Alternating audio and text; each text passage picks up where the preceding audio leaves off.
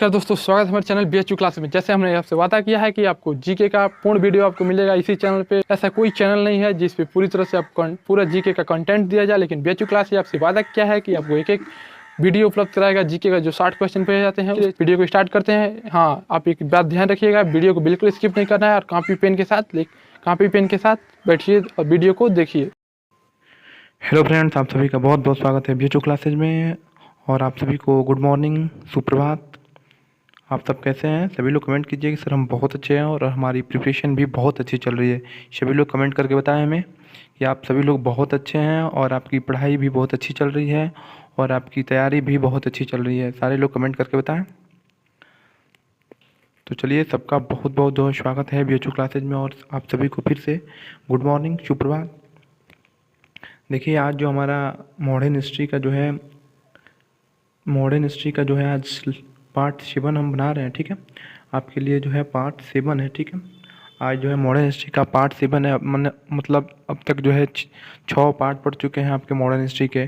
तो जो भी स्टूडेंट अब तक जो है पिछला जो भी वीडियो नहीं देखे हैं, अब तक 6 वीडियो जो पढ़ा हुआ है BHU क्लासेज पे, और उसको आप नहीं देखे हैं तो ज़रूर जाके प्लेलिस्ट में सारा 6 वीडियो मिल जाएगा और वहाँ जाके आप देख लें। क्योंकि आप शुरू से आप वीडियो को देखे रहेंगे तो आपको अच्छी समझ रहेगी और आप सारे क्वेश्चन अच्छे से अटेम्प्ट कर पाएंगे।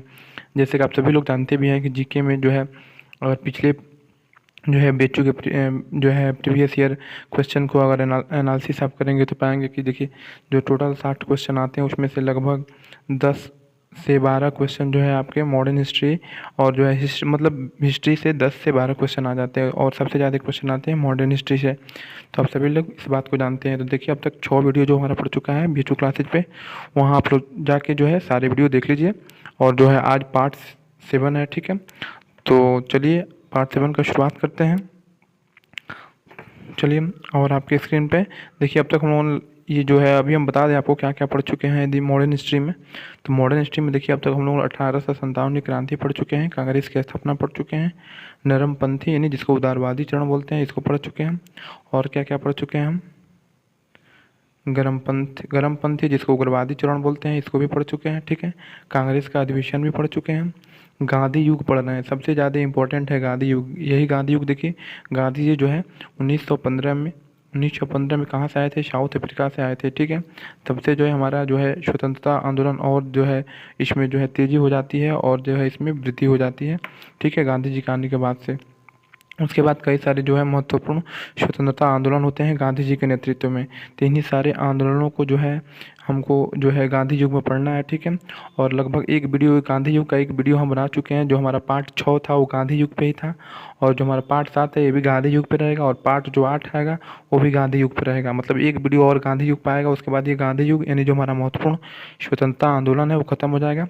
फिर हमारा एक वीडियो और बचेगा विविध, उसके बाद हमारा मॉडर्न हिस्ट्री समाप्त हो जाएगा। फिर हम जियोग्राफी आपका स्टार्ट कर देंगे। ठीक है, तो देखिए 15 तक हम बोले थे सिलेबस ख़त्म करने के लिए, तो लगभग आज मान के चलिए 2 दिन में आपका मॉडर्न हिस्ट्री ख़त्म हो जाएगा, फिर आपका जियोग्राफी शुरू हो जाएगा। ठीक है, जियोग्राफी बहुत ज़्यादा नहीं पढ़ना है हम लोगों को, तो जियोग्राफी हम जल्दी ही समाप्त कर लेंगे।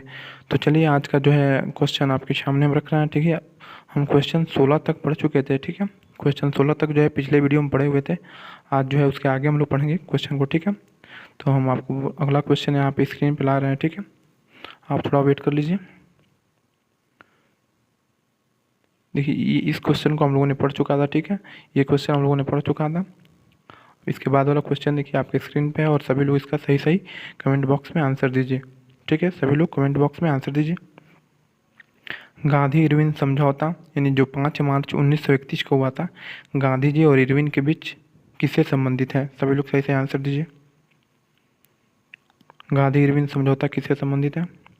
देखिए, इसका सही आंसर हो जाएगा सविनय अवज्ञा आंदोलन। सविनय अवज्ञा आंदोलन से संबंधित है क्या? गांधी इरविन समझौता। यानी कब हुआ था? 5 मार्च 1931 को हुआ था। इसको जो है दिल्ली समझौता के नाम से भी जानते हैं। एग्जाम में आ जाए, दिल्ली समझौता कब हुआ था? दिल्ली समझौता। ठीक है, इसको आप नोट कर लीजिएगा सभी लोग।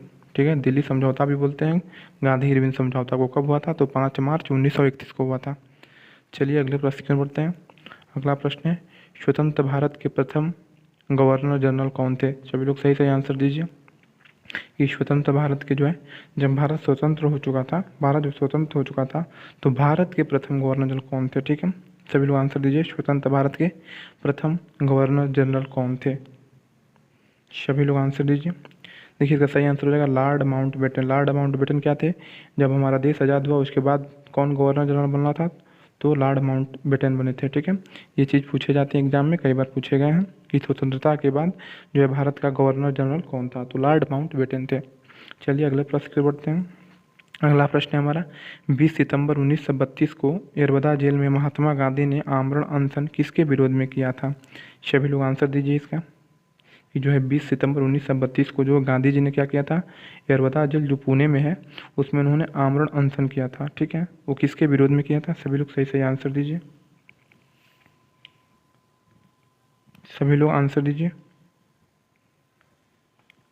देखिए इसका सही आंसर हो जाएगा आपका option number C, Ramsay MacDonald के सांप्रदायिक पंचाट। देखिए सांप्रदायिक पंचाट क्या था? इसमें क्या था कि जो भी दलित वर्ग था उनके लिए अलग निर्वाचन का व्यवस्था किया गया था। किसके द्वारा? तो ब्रिटिश जो है गवर्नमेंट के द्वारा, ब्रिटिश सरकार के द्वारा क्या किया गया था? तो जो भी दलित वर्ग उनके लिए क्या किया था? अलग निर्वाचन का जो है प्रावधान किया गया था कि दलित वर्ग है उनका अलग निर्वाचन होगा। ठीक है, इसको लेके गांधी जी थोड़ा जो है नाराज थे। उनको लग रहा था कि देखो हमारा जो है ब्रिटिश गवर्नमेंट क्या कर रही है, तो जाति के आधार पे हमारे देश को बांट रही है। ठीक है, तो इसका ऑप्शन नंबर सी सही आंसर हो जाएगा। चलिए अगले प्रश्न की ओर बढ़ते हैं। अगला प्रश्न है 1939 में पहली बार महात्मा गांधी ने देसी राज्य में नियंत्रित जनसंघर्ष चलाने की विशेष तकनीक को अपनाया। उन्होंने अपने एक निकट सहयोगी को सत्याग्रह करने की इजाज़त दी। वह निकट सहयोगी कौन था? सभी लोग सही सही आंसर दीजिए इस प्रश्न का। आराम से प्रश्न पढ़िए और सभी लोग आंसर दीजिए। सभी लोग आंसर दीजिए। देखिए इसका सही आंसर होगा राजकोट में वल्लभ भाई पटेल। वल्लभ भाई पटेल को जो ही इन्होंने क्या किया था? सत्याग्रह करने की इजाज़त दी थी। ठीक है, तो चलिए अगले प्रश्न की ओर बढ़ते हैं। अगला प्रश्न है निम्नलिखित आंदोलनों में किसके महात्मा गांधी ने भूख हड़ताल को एक हथियार के रूप में पहली बार प्रयोग किया था? कौन सा आंदोलन था जिसमें महात्मा गांधी पहली बार क्या किए थे? भूख हड़ताल का जो है हथियार के रूप में प्रयोग किए थे। सभी लोग सही सही आंसर दीजिए। क्वेश्चन नंबर 25 का सभी लोग आंसर दीजिए। देखिए तो इसका सही आंसर हो जाएगा आपका 1918 का अहमदाबाद मिल मजदूर हड़ताल। ठीक है, इसमें क्या किए थे गांधी जी? भूख हड़ताल किए थे। इसमें क्या था कि बोनस को लेके क्या था? मजदूरों को बोनस को लेके क्या था? विवाद था। किससे? कंपनी से। अहमदाबाद का कोई मिल था, उससे विवाद था। किसके? किसानों के बीच और अहमदाबाद के उस मिल के बीच क्या था? विवाद था। किसको लेके? तो बोनस को लेके, जो बोनस मिलता है ना कंपनी में, उसको लेके। तो चलिए अगले प्रश्न की ओर बढ़ते हैं। जालियांवाला बाग में गोली चलाने का आदेश किसने दिया था? सभी लोग आंसर दीजिए। काफ़ी आसान प्रश्न है, सभी लोग आंसर दीजिए। देखिए तो किसने आदेश दिया था?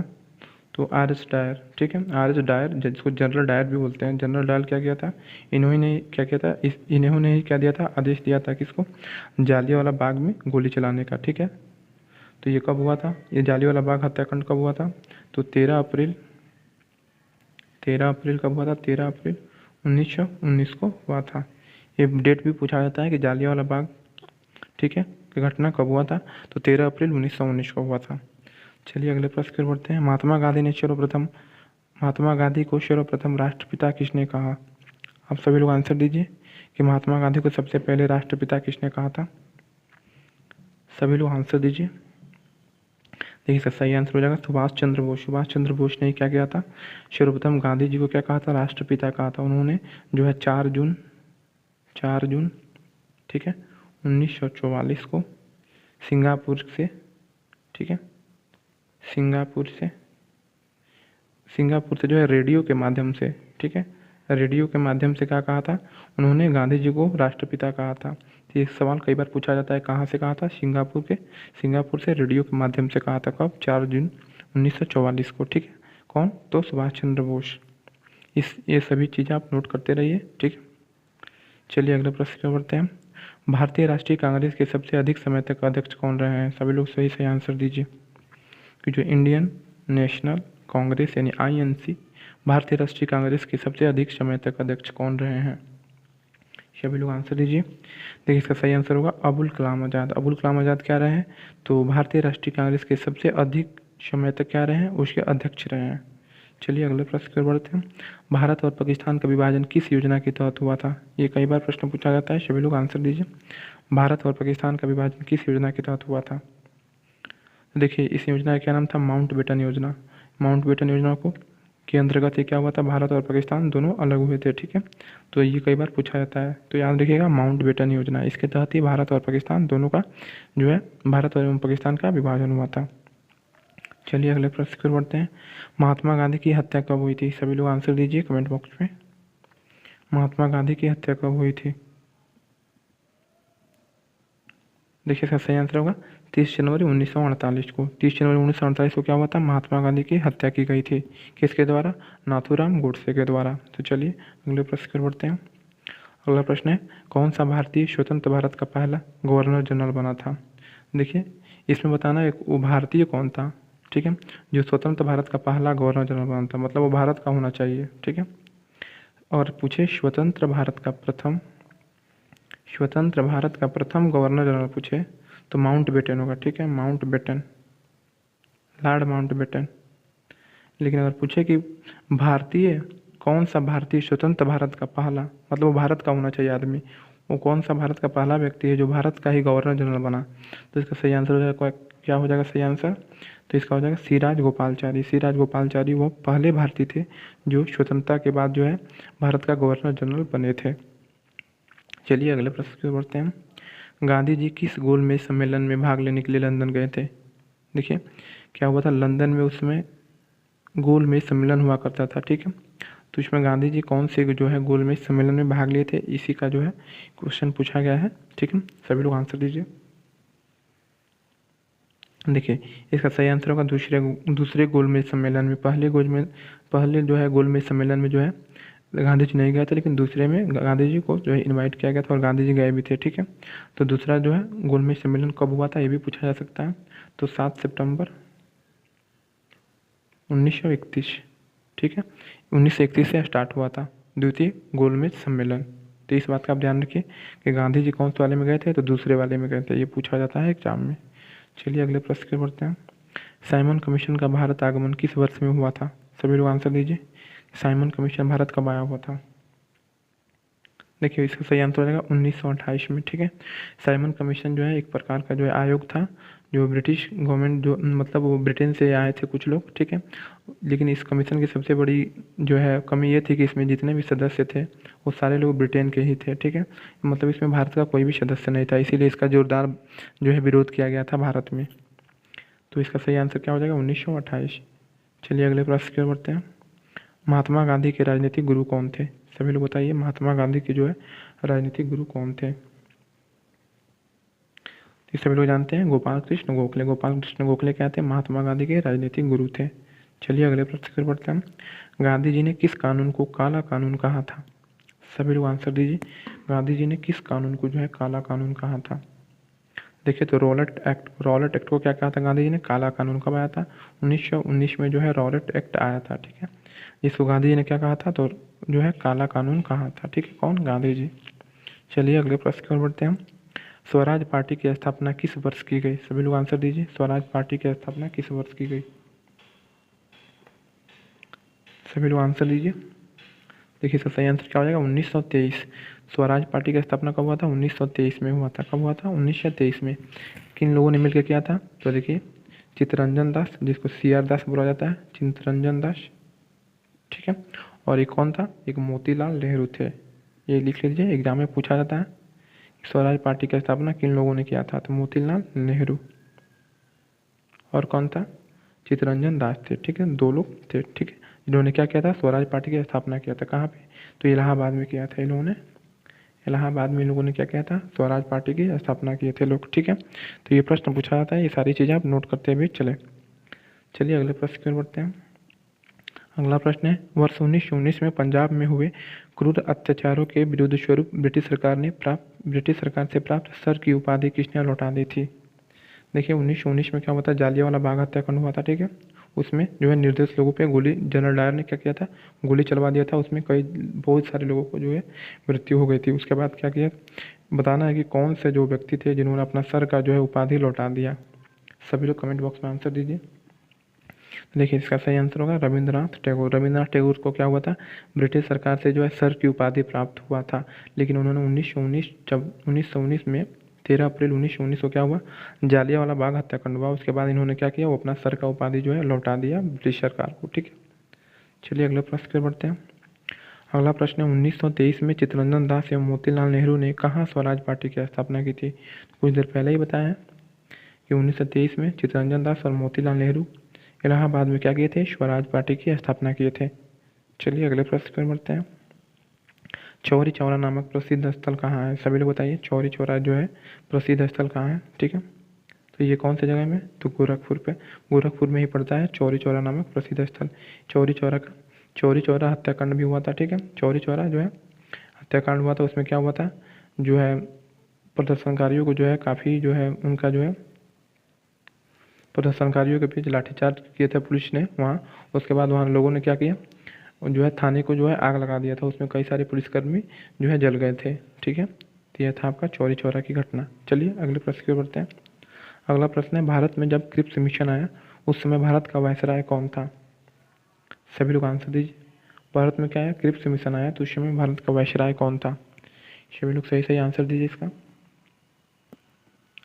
देखिए इसका सही आंसर हो जाएगा लॉर्ड लिनथिलगो। ठीक है, कौन था, लॉर्ड लिनलिथिगो। ठीक है, थोड़ा नाम देखिए इसका टेढ़ा है, लेकिन एग्जाम में पूछा जाता है कि जब क्रिप्स मिशन भारत आया था उस समय भारत का वायसराय कौन था, तो कौन था, लॉर्ड लिनलिथिगो। कौन था, लॉर्ड लिनलिथिगो। लॉर्ड लिनलिथिगो क्या थे, उस समय भारत का जो है वायसराय किया। ठीक है, चलिए अगले प्रश्न की ओर बढ़ते हैं। अगला प्रश्न है, निम्नलिखित में कौन भारत छोड़ो आंदोलन में शामिल नहीं था। सभी लोग आंसर दीजिए, कौन भारत छोड़ो आंदोलन में शामिल नहीं था। तो इसका सही आंसर क्या होगा, इसका सही आंसर हो जाएगा भीमराव अम्बेडकर। ठीक है, महात्मा गांधी भी शामिल थे, सरदार पटेल भी थे, जवाहरलाल नेहरू भी थे, लेकिन महात्मा जो है भीमराव अम्बेडकर जो है भारत छोड़ो आंदोलन में शामिल नहीं थे। ठीक है, चलिए अगले प्रश्न की ओर बढ़ते हैं। भारत एवं पाकिस्तान के बीच सीमांकन किसने किया था, सभी बताइए कि भारत और जो है पाकिस्तान के बीच, इंडिया और पाकिस्तान के बीच जो है ये लाइन जो है बॉर्डर लाइन है, इसका नामांकन कौन किया था। तो रेड क्लिफ कौन किए थे, सर सिरिल रेड क्लिफ। कौन किया था, सर सिरिल रेड क्लिफ किए थे। ठीक है, तो चलिए अगले प्रश्न की ओर बढ़ते हैं। दक्षिण अफ्रीका में महात्मा गांधी द्वारा प्रकाशित पत्रिका का नाम क्या था। मतलब जब गांधी जी दक्षिण अफ्रीका में रहते थे, ठीक है, तो उस समय कौन सा पत्रिका का संपादन करते थे, ये क्वेश्चन पूछा गया। आप सभी लोग आंसर दीजिए। तो देखिए इंडियन ओपिनियन नामक जो है क्या, जो पत्रिका आता था उसका संपादन कौन करता था दक्षिण अफ्रीका में, तो महात्मा गांधी जी द्वारा किया जाता था। ठीक है, और एक साप्ताहिक, ठीक है, वीकली मैगजीन था, मतलब वीकली पत्रिका था, यानी साप्ताहिक पत्रिका था, एक साप्ताहिक। ठीक है, साप्ताहिक पत्रिका हुआ करता था कौन, इंडियन ओपिनियन। और इसका प्रकाशन कौन करता था, तो गांधी जी करते थे। कहाँ पे, दक्षिण अफ्रीका में। इस चीज़ का आप ध्यान रखिए।